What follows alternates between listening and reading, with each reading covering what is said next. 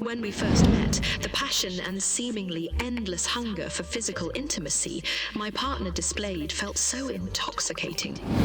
He made me feel like the most desirable woman on earth, as if I were the only female alive capable of fully satisfying his ravenous sexual appetite.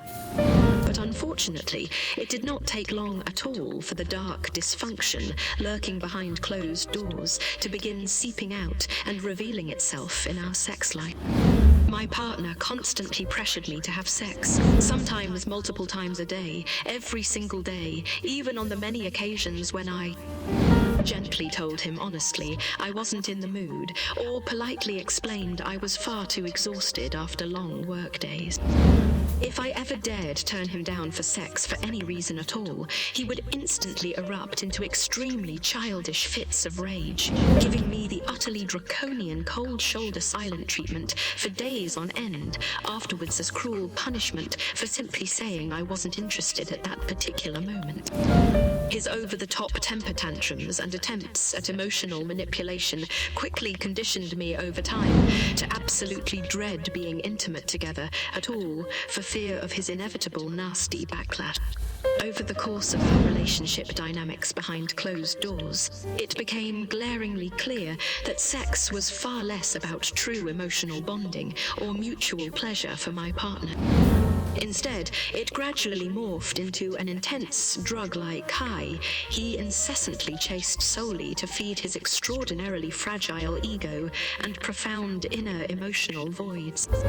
He even exhibited bizarre habits, like setting up hidden cameras to videotape us, having sex without my knowledge or consent, or aggressively demanding I send him degrading nude photos of myself that he would secretly show off like collectible trophies to impress other shallow male friends and seek their envy. My body and sexuality felt wholly devalued and objectified by him into a mere tool existing solely to provide his narcissistic supply on demand, regardless of my own human needs or boundaries.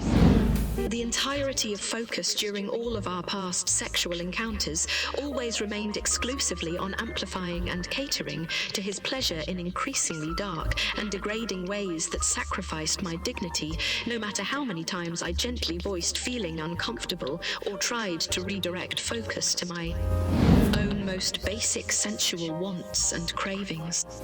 If I vulnerably attempted asking him to be a bit gentler or more passionate, or to try intimate acts that I organically enjoyed and desired, rather than just his own rigidly scripted preferences, he immediately accused me of being a boring, uptight prude with no libido and vanilla tastes. My own human desires, limits, or discomfort never held any importance or meaning to him. I felt forever damned as defective and unsexy for not molding myself into an eager porn star content to act out only his wildest fetish fantasies on command. Out of extreme loneliness and transparent desire to earn some temporary validation by pleasing my perpetually unsatisfied partner during our honeymoon phase, I repeatedly went silently along with uncomfortable sex acts that violated my boundaries and left me feeling utilized, simply to inconsistently receive meager crumbs and brief glimpses for fleeting moments of the initial sweet intimacy and affection he demonstrated effectively in the very beginning of our relationship to hook me in quickly. But predictably, submitting repeatedly to unwanted objectification and detachment always left me feeling so debilitatingly hollow, broken, and fundamentally worthless in my core being immediately afterwards. I felt irreconcilably disconnected from my own bodily autonomy for what ultimately amounted to absolutely nothing in return. On the very rare occasions I managed to summon every single ounce of courage I could muster to gently confront my partner transparently about his extremely coercive, selfish patterns and Concerning behaviors increasingly escalating in our sex life together, he instantly responded in every case by turning the tables around swiftly through masterful manipulation tactics. First, he would outright deny flatly that any sexually abusive behaviors ever took place, insisting I was being too sensitive, dramatic, and imagining things. When that tactic failed, after I brought up repressed specific incidents, he would switch to angrily blaming me for pretentiously consenting and then spitefully changing my mind after the fact. I continued habitually forgiving the clearly selfish, manipulative patterns and concerning behaviors my partner reliably demonstrated in the bedroom, over and over again, during our relationship, repeatedly deluding and convincing myself each time in the aftermath that when he occasionally gave scattered apologies, however hollow, the intense passion and reciprocal emotional intimacy I so desperately craved would most certainly return over time if I just stuck things out a little longer. But instead, tragically, my partner's obvious sense of visceral entitlement to my physical body combined with his utter dismissal of my basic human needs for autonomously making decisions about my own sensual boundaries only managed to worsen substantially as time went on. Before fully recognizing the severity of abuse, I had already reached an excruciating tipping point of feeling forever condemned and hopelessly inadequate, as if I was solely a convenient, disposable warm body or inflatable sex doll, existing exclusively for his fleeting amusement and pleasure in the moment, rather than an equally deserving, multifaceted human being with my own valid wants and cravings, just as worthy of unconditional mutual fulfillment in any healthy, intimate partnership. The sheer intensity of emotional rejection, paralyzing self-doubt, and overwhelming shame I began increasingly feeling anytime I asserted even the most minimal agency by daring to turn down or step away from my partner's seemingly endless entitled sexual demands and callous advances took an astronomically massive psychological and emotional toll on my overall sense of inherent self-worth and identity over time. His attitude blatantly conveyed a warped belief that my physical body was mere property, or an object he retained an absolute unquestionable right to dominate, control, manipulate, and utilize in any manner he wished at any given time.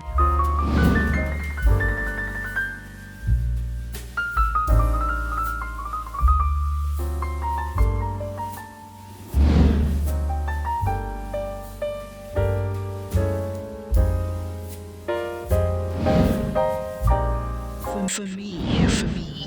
Of course, my partner's extreme hypersexuality, insatiable appetite, and alarming dehumanizing objectification alarmingly extended far beyond just his treatment of me alone.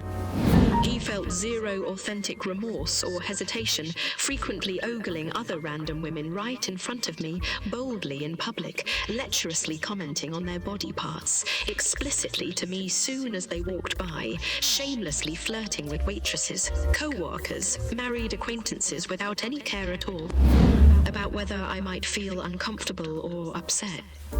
I was essentially rendered meaningless, fully interchangeable, and instantly disposable whenever he felt compelled to temporarily direct his wayward sexual attention towards more exciting conquests he perceived as potentially willing target. Each and every time I vulnerably attempted to gently establish basic mutual boundaries around fidelity, transparency, empathy, or fundamental human decency when it came to sex and intimacy that nearly all functional caring adults naturally honor, my partner immediately portrayed me as the controlling, irrationally jealous, frigid one callously trying to selfishly stifle his freedom and needs. The ease with which he effortlessly managed to twist every single sexual discussion around instantly to make me seem like the problematic partner left me constantly questioning my own judgment, sanity, and moral compass. Now in retrospect, I can see so plainly how throughout our relationship, my narcissistic partner habitually leveraged sexual intimacy and my vulnerable emotions surrounding it as his favorite manipulative tools for extracting unconditional praise, obsequious devotion, and his steady narcissistic supply of shallow validation due to the deep void stemming from unresolved wounds and profoundly stunted maturity. He still refuses to acknowledge or take any accountability for healing from within. But the sheer impact of being made to feel innately obligated to continually debase my own bodily consent and desires against my will, along with the gradual shredding of my inherent self-worth through persistent commodification and selfish physical exploitation, has undeniably taken an unfathomable amount of time, inner reflection, tears, and professional support for me to only begin repairing after suffering so much cumulative trauma and violation at the hands of someone I love. For any other vulnerable souls currently still trapped in a similarly insidiously abusive relationship dynamic where sex feels frighteningly obligatory and their own vibrant feminine essence feels smothered or degraded, please know that his deplorable behavior always reflects only his own deeply buried deficits, severe lack of empathy, and dread of emotional intimacy. Absolutely none of his deficits speak to your desirability, precious worth, or lovability as a multidimensional human being in no way whatsoever.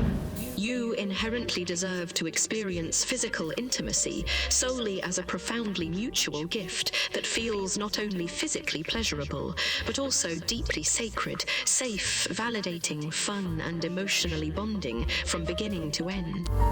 Please prioritize reclaiming your physical and spiritual sovereignty as soon as safely possible, remembering that your body and heart are sacred, inviolable territory meant only ever to be accessed based completely on your own authentic cravings and terms. Why do I habitually continue staying in a dysfunctional relationship where intimacy frequently feels non-consensual, exploitative, and one-sided? Recognizing that you have been accepting mere superficial crumbs of counterfeit pseudo-intimacy rather than actual vulnerability and care all this time is an important first step. Prioritize reminding yourself often that genuine reciprocal bonding fundamentally requires mutual enthusiastic participation, patience, emotional presence, respect for each other's boundaries, and physical needs, along with compassion. You intrinsically deserve that entire feast of true mind, body, and soul intimacy. Never settle for less than all of your human needs mattering fully. His relationship patterns stem from deeply buried insecurities, compelling this selfish behavior. Nothing about his deficits diminishes your timeless radiance or worthiness in any way. Learn as much as you can from this chapter you have outgrown. Then boldly write your own next chapter going forward, committing to only welcome intimacy, moving ahead that aligns with your new standards of self-honor and care. What are some beneficial mental and emotional practices I should try incorporating to steadily help me feel increasingly able to set firm boundaries without guilt or anxiety around physical intimacy and sexuality? First, gently acknowledge that habitually muting your own desires and authentic sensual needs very likely stems from prior behavioral conditioning over time, geared towards silencing your truest instincts. This extinction of your inner voice reflects in no way any actual emotional or physical deficiencies existing within you in reality. Mindfulness practices can be extremely powerful tools to aid in steadily bridging the disconnect between your mind and body that may have developed through chronic invalidation. Make a point to carve out quiet alone time, frequently with the sole intention of slowing down and compassionately getting to know your genuine sensual and intimacy needs intuitively once again. Start out very small day by day. For example, by simply asserting out loud to yourself one true preference you sincerely feel, or saying no to a partner firmly, but also lovingly when you notice any hints of pressured intimacy creeping in that fail to fully align with your renewed standards. No matter how long it takes while overcoming ingrained doubts, keep regularly stating your inherent worth and bodily rights out loud with courage. Your sense of entitlement to feeling safe, respected, and treated with dignity will only continue strengthening progressively over time as the repressed voice of your inner wisdom keeps dismantling past walls while becoming more embodied. Which steps can I take to start feeling gradually more comfortable opening up again about my past sexual trauma history with new intimate partners at my own pace when the time feels right? Being willing to make yourself vulnerable all over again with someone new after experiencing such an intimate violation and betrayal of your tender boundaries understandably takes tremendous strength, courage, and emotional work. Please listen closely to your own heart first and foremost. Wait until you sincerely feel aligned inside before sharing your story with a new potential partner. When the time feels authentically right for you, consider starting to gently open up about your healing journey at whatever pace feels safest. Give voice to your lingering fears, insecurities, triggers, or sore spots related to past abuse, always allowing your own comfort level to guide how much you share vulnerably. The right partner will prove themselves deserving of access to your most fragile spaces by meeting any gradual increased transparency with utmost reverence, empathy, care, and patience. Look for those who demonstrate their priority is compassionately helping you feel truly heard, understood, validated, and gently supported every step of the way forward, according to only your own timeline, not theirs. Please always feel free to move as slowly as needed on your terms when it comes to safely attempting emotional or physical intimacy again after narcissistic abuse. But keep the faith alive that with ample professional support, unconditional patience with yourself, and much courage, you can and will gradually rediscover how to fully relax into joy, passion, and reciprocal nurturing freely shared once more with someone worthy someday. Your inner light was not permanently extinguished by past trauma. It was only momentarily obscured for a season. Soon enough, you will emerge shining even brighter than before. I promise you that happier, intimate chapter still awaits you further ahead. For now, just know it's okay to rest and move slowly. But never stop believing better days are coming.